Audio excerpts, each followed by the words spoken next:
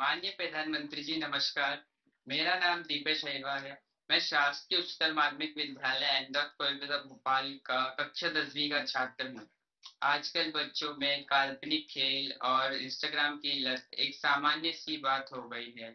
ऐसे समय में हम अपनी पढ़ाई पर कैसे ध्यान केंद्रित करें? माननीय सर, मेरा आपसे यह प्रश्न है कि हम बिना बिना ध्यान भटकाए अपनी पढ़ाई पर कैसे ध्यान केंद्रित करें?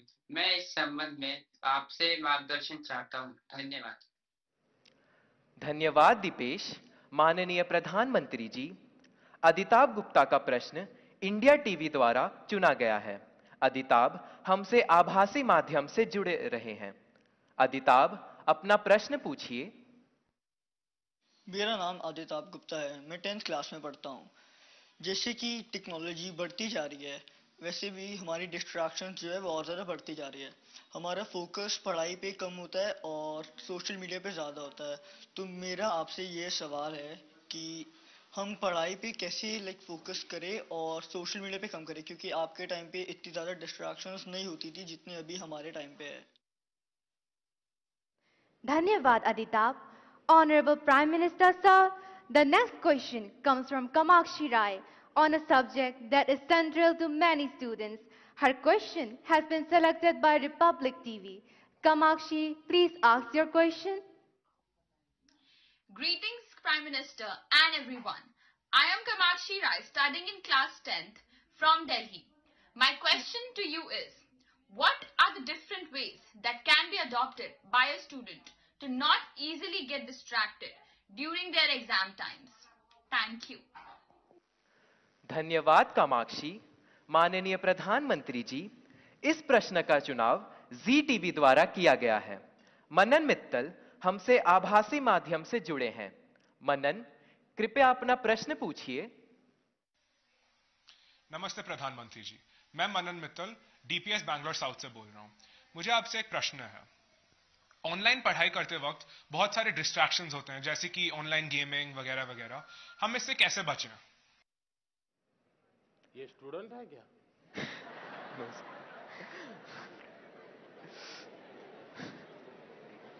वो गैजेट में ही खोते रहते होगे। धन्यवाद मनन। माननीय प्रधानमंत्री जी, दीपेश, अदिताभ, कामाक्षी एवं मनन परीक्षा में आने वाले व्यवधान पर और इससे कैसे बाहर निकलें, इस विषय पर आपसे मार्गदर्शन चाहते हैं। कृपया मार्गदर्शन करें, माननीय प्रधानमंत्री जी।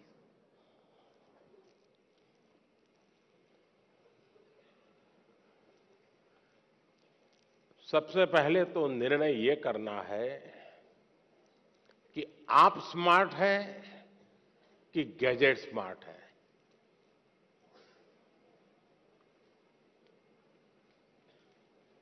कभी कभी तो लगता है कि आप अपने से भी ज्यादा गैजेट्स को ज्यादा स्मार्ट मान लेते हैं और गलती वहीं से शुरू हो जाती है। आप विश्वास करिए, परमात्मा ने आपको बहुत शक्ति दी है। आप स्मार्ट हैं। गैजेट आपसे स्मार्ट नहीं हो सकता है। आपकी जितनी स्मार्टनेस ज्यादा होगी, उतना गैजेट का सही उपयोग आप कर पाएंगे। वो एक इंस्ट्रूमेंट है जो आपकी गति में नई तेजी लाता है।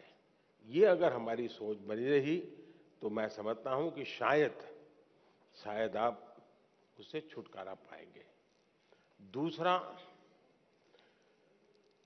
देश के लिए बहुत बड़ी चिंता का विषय है जी। मुझे कोई बता रहा था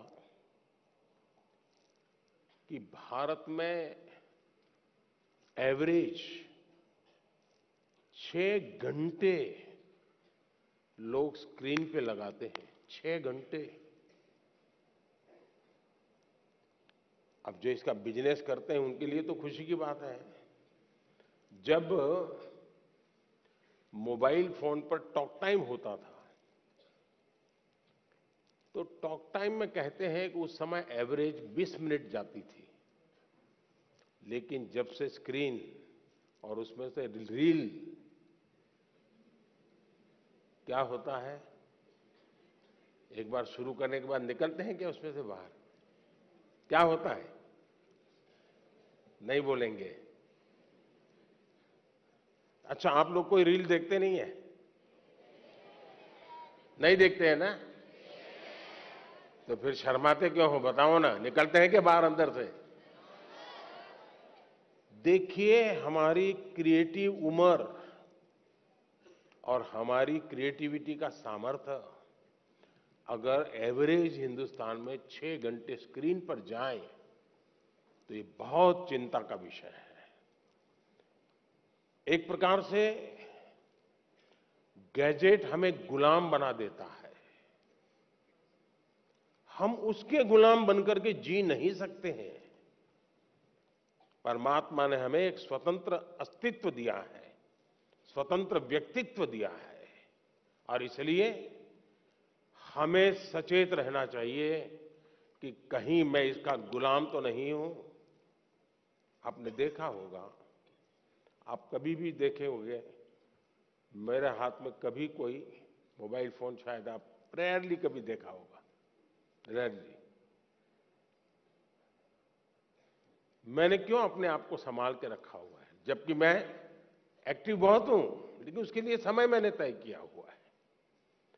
उस समय के बाहर मैं ज्यादा नहीं करता हूं, और इसलिए लोग तो मैंने देखा है, अच्छी मीटिंग चल रही है, बहुत अच्छी, और थोड़ा सा वाइब्रेशन आया तो ऐसे निकाल के देखता है।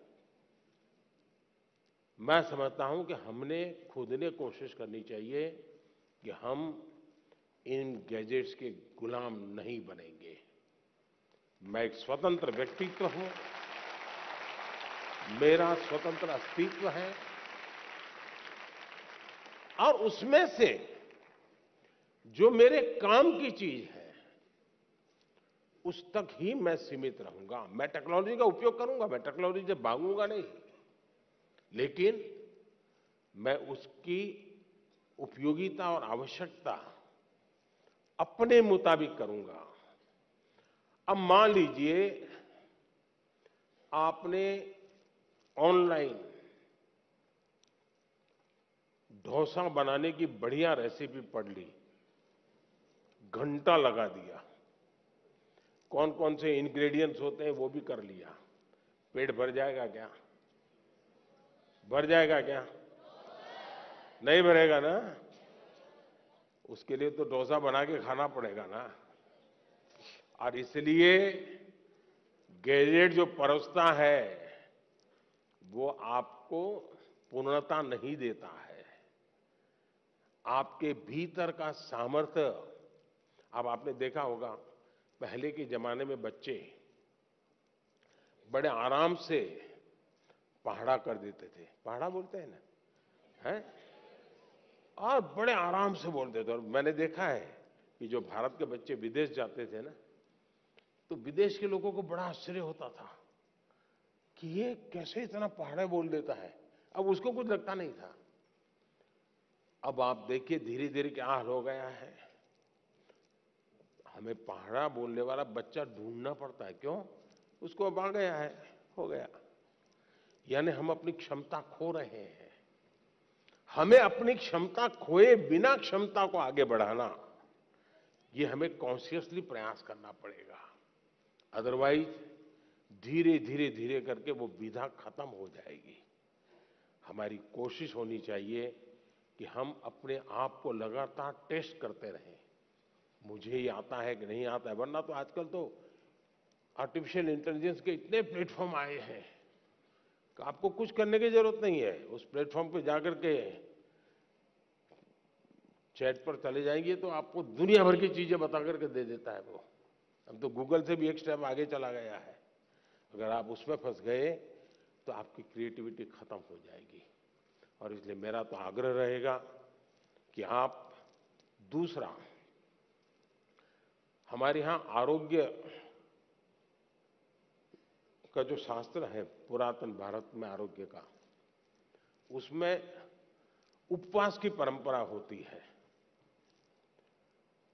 कि कुछ जरा ऐसा लगता है तो ऐसा करो, आप फास्टिंग करो। कुछ हमारे देश में कुछ रिलीजियस रिचुअल्स में भी होता है फास्टिंग करो।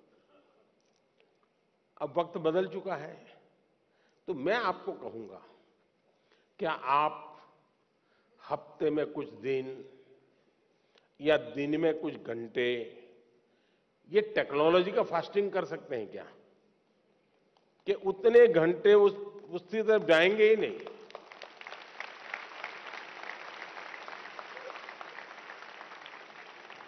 आपने देखा होगा कई परिवार होते हैं, घर में बड़ा 10वीं 12वीं बड़ा टेंशन शुरू में ही हो जाता है। सारे कार्यक्रम तय करते हैं परिवार वाले, नहीं भाई अगली साल कुछ नहीं है, वो 10वीं में है, वो अगली साल कुछ नहीं है, वो 12वीं में है। ऐसा ही चलता है घर में। और फिर टीवी पे भी कपड़ा लगा देते हैं, हाँ नो टीवी, क्यों? एग्जाम है, 10वीं के एग्जाम है, 12वीं के एग्जाम है। अगर हम इतने जागरूक होकर के टीवी पर तो पर्दा लगा देते हैं, लेकिन क्या हम स्वभाव से तय कर सकते हैं कि सप्ताह में एक दिन मेरा डिजिटल फास्टिंग होगा, नो डिजिटल डिवाइस, मैं किसी को हाथ नहीं लगाऊंगा। उसमें से जो फायदा होता है उसको ऑब्जर्व कीजिए, धीरे धीरे धीरे आपको उसका समय बढ़ाने का मन करेगा। उसी प्रकार से हमने देखा है कि परिवार हमारे तो छोटे होते जा रहे हैं और परिवार भी इस डिजिटल दुनिया में फंस रहे हैं। एक ही घर में माँ, बेटा, बहन, भाई, पापा सब रह रहे हैं और एक ही कमरे में वो उसको व्हाट्सएप कर रहा है। मैं आपकी ही बात बता रहा हूं ना। माँ भी पापा को व्हाट्सएप करेगी। देखा होगा आपने, घर में सब बैठे हैं साथ में, लेकिन हर अपने मोबाइल में खोया हुआ है। वो उधर देख रहा है, ये इधर देख रहा है। यही हो गया है ना। मुझे बताइए परिवार कैसे चलेगा जी? पहले तो बस में, ट्रेन में जाते थे तो लोग गप्पे मारते थे। अब अगर कनेक्टिविटी मिल गई तो पहला काम यही, जैसे दुनिया भर का काम उन्हीं के पास है, उनके बिना दुनिया रुक जाने वाली है। ये जो बीमारियां हैं, इस बीमारियों को हमें पहचानना होगा। हम अगर इन बीमारियों को पहचानेंगे तो हम बीमारियों से मुक्त हो सकते हैं। और इसलिए मेरा आग्रह है, घर में भी क्या आप एक एरिया तय कर सकते हैं क्या? परिवार में जाके आज ही तय कीजिए, एक एरिया तय करिए। ये एरिया जो है नो टेक्नोलॉजी जोन, मतलब वहां टेक्नोलॉजी को एंट्री नहीं मिलेगी। वहां आना है घर के उस कोने में तो मोबाइल वहां रखते आओ और वहां आराम से बैठेंगे, बातें करेंगे। No technology zone. घर के अंदर भी एक कोना बना दीजिए, जैसे देवघर होता है ना, भगवान का मंदिर एक अलग होता है कोने में, वैसा ही बना दीजिए। भाई इस कोने में आना है, चलो जाओ मोबाइल बाहर रख के आओ, यहां ऐसे बैठो।